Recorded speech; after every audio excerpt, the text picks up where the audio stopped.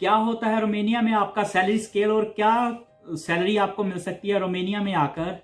आज की वीडियो हम इसी टॉपिक पर बनाने जा रहे हैं। और अगर आपके कोई भी डाउट है सैलरी के बारे में कि आपको कितनी इनकम होगी रोमेनिया में आने पर, काम करने पर, तो आप आज की वीडियो आप एंड तक देखिए, आपके सारे डाउट क्लियर हो जाएंगे।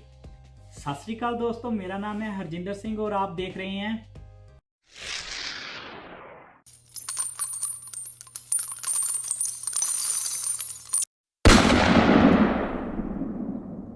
Boundless Sing।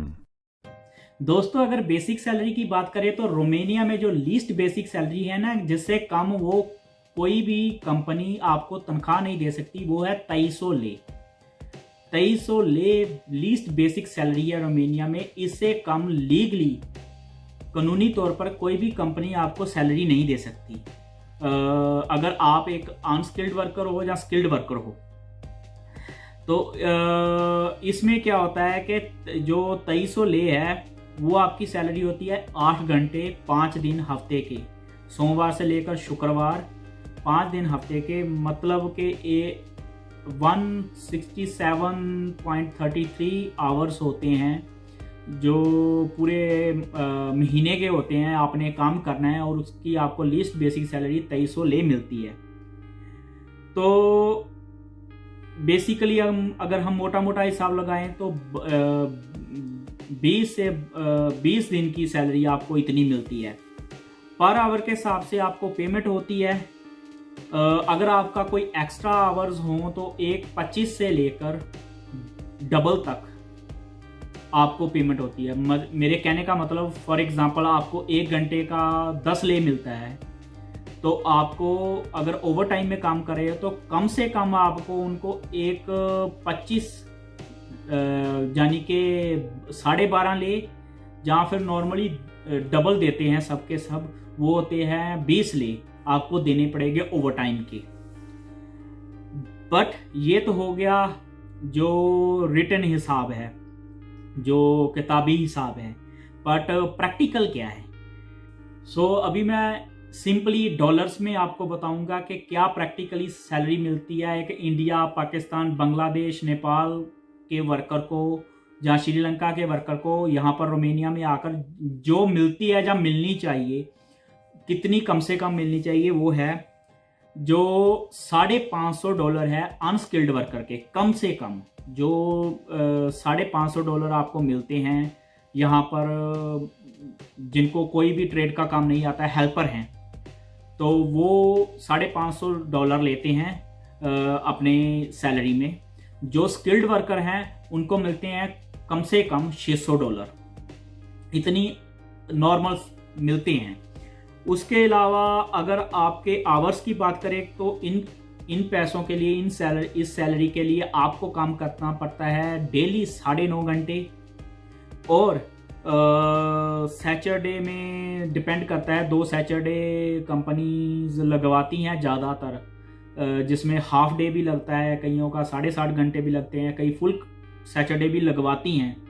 ये मैं वो बता रहा हूँ कि जो मोस्टली कंपनीज यहाँ पर कॉन्ट्रैक्ट करती हैं, एक डील करती हैं आपके साथ कि 9.5 घंटे और 2 सैटरडे की डील होती है आपके साथ, जिसमें अनस्किल्ड की $550 लगती है, जो स्किल्ड वर्कर हैं उनकी $600 लगती है। बट सुनने को आया है कि काफ़ी सारी कंपनियां ऐसी भी हैं जो कम सैलरी दे रही हैं, काम ज़्यादा ले रही है। तो भाई बचकर रहें, ध्यान रखें कि इतनी सैलरी तो आपने लेनी है, इससे भी कम आप क्या लोगे। क्या होता है कि ये जो आवर्स आपसे एक्स्ट्रा लगवाते हैं ना, वो ये कहकर लगवाते हैं कि हम आपको खाना और रहना यहाँ पर फ्री देंगे, क्योंकि ये बाकी के जो यहाँ पर वर्कर हैं जिनको 8 घंटे के हिसाब से ड्यूटी देते हैं, उनको रहने की और खाने की कोई फैसिलिटी नहीं देते हैं। तो चलो हम मान लेते हैं कि 9.5 घंटे हमसे काम ले लिया, 2 सैटरडे में कुछ टाइम लगवा लिया, तो हमें खाने और रहने के लिए जगह दे दी जहाँ पर हम आराम से रह सकते हैं और खाना वाना खा सकते हैं। जनरली मान लेते हैं इतनी बात। बट काफ़ी जगह देखने को मिला है और मुझे सुनने को मिला है काफ़ी सारे लोगों से कि यहाँ पर कंपनीज जो है ना, आपको लीस्ट 2300 ले जो सैलरी है उससे भी कम सैलरी आपको देती हैं कई कंपनीज। तो बचकर रहें, आप ध्यान रखें कि आपकी जब आप इंडिया से आ रहे हो या पाकिस्तान से आ रहे हो या अपनी जो भी होम कंट्री है, नेपाल हो गया, बांग्लादेश हो गया, श्रीलंका हो गया, यहाँ से आप आ रहे हो, तो अपना जो ट्रैवल एजेंट जिनसे आपने फाइल लगवाई है ना, उनसे ये बात पूरी तरह से कर चलें कि क्या आपको सैलरी मिलने वाली है और कितने टाइम का कॉन्ट्रैक्ट होने वाला है। क्योंकि कई कंपनीज पैसे तो दे देती हैं तो कॉन्ट्रैक्ट 2-3 महीने में फिनिश कर देती है, तो ये भी ध्यान रखें। तो इतनी सारी वीडियो आपकी एजेंट बनाकर भेजते हैं आपको कि हमने आपसे कोई पैसा नहीं लिया है, आपको वो इतना टाइम काम करना पड़ेगा। तो आप भी बोल सकते हैं उनको कि हम भी एक वीडियो बनाएंगे भाई, इससे कम सैलरी नहीं मिलनी चाहिए। तो ऐसे फ्रॉडों से बचें और अपनी सैलरी जो है लीस्ट सैलरी से ऊपर आपकी सैलरी आपको मिलनी चाहिए, क्योंकि आपको रहने का, खाने का सबको खर्चा इधर करना होता है। अगर आपको कंपनी दे भी रही है तो भी उस लीस्ट सैलरी से कम आपको सैलरी नहीं दे सकती। तो जो मैंने आपको बताया है कि $550 जो है अनस्किल्ड की और $600 स्किल्ड वर्कर की सैलरी जो है वो आमतौर पर आपको मिलनी ही चाहिए। तो आने से पहले आप अपनी ट्रैवल एजेंसी से, जहाँ ट्रैवल एजेंट से ये चीज़ें क्लियर कर ही चलें, तभी आपको यहाँ आने का फ़ायदा हो सकता है और आप अपनी लाइफ यहाँ पर सेटल कर सकते हो अच्छे से।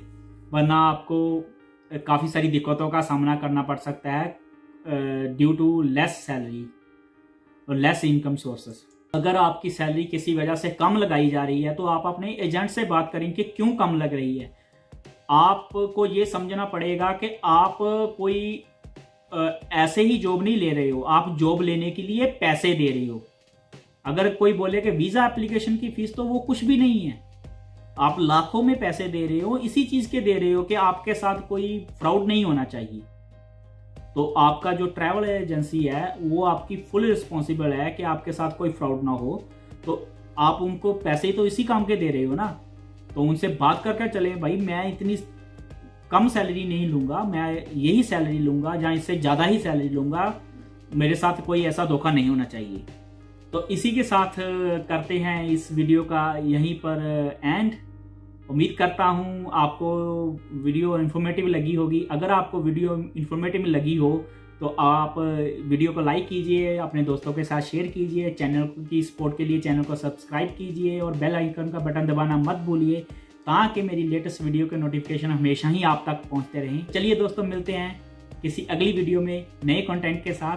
तब तक के लिए सत श्री अकाल।